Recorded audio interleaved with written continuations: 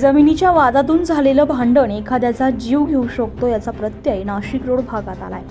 पैसा, घर, गाडी, जमीन, जुमला या गोष्टी माणसाला संपवू शकतात। आज या गोष्टींच्या माणूस आहारी जाऊन इतका निर्दयी बनला की माणसाने माणसाशी वागण्याची माणुसकीच विसरला।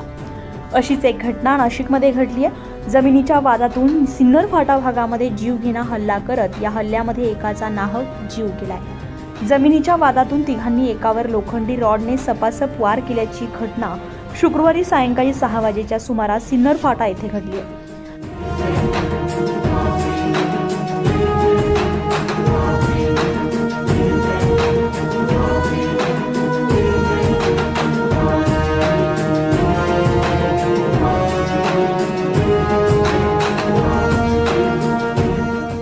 यामध्ये प्रमोद वाघ यांचा उपचारादरम्यान मृत्यू झालाय। या प्रकरणी नाशिक रोड पोलीस ठाण्यामध्ये खुनाचा गुन्हा दाखल करण्यात आलाय। प्रमोद वाघ हा नाशिक पुणे महामार्गाच्या सर्व्हिस रोडने दुचाकीने सिन्नर फाट्याकडे जात असताना संशयित योगेश पगारे आणि त्याच्या मित्रांनी वाघ याला अडवलं। एक जण रस्त्यावर त्याच्याशी बोलत असताना दुसऱ्याने शेजारील पंक्चरच्या दुकानातून लोखंडी रॉड उचलून वाघवर सपासप वार केले। या घटनेचा थरार सीसीटीव्हीत कैद झालाय।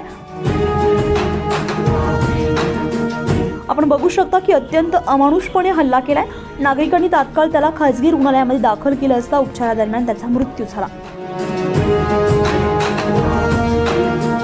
पाळत ठेवून हल्ला केल्याची शक्यता पोलिसांनी व्यक्त केली आहे। मात्र घटनेतील संशयित अद्याप फरार असून सीसीटीव्ही फुटेजच्या आधारे पोलीस संशयिताचा शोध घेत आहेत। या सर्व गोष्टीतून काय साध्य झालं?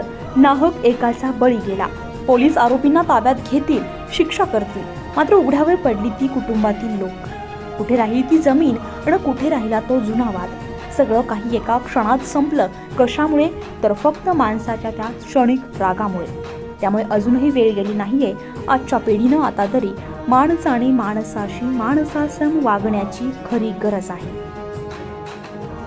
उत्तर महाराष्ट्र लाईव्हसाठी अश्विनी पुरी, नाशिक रोड।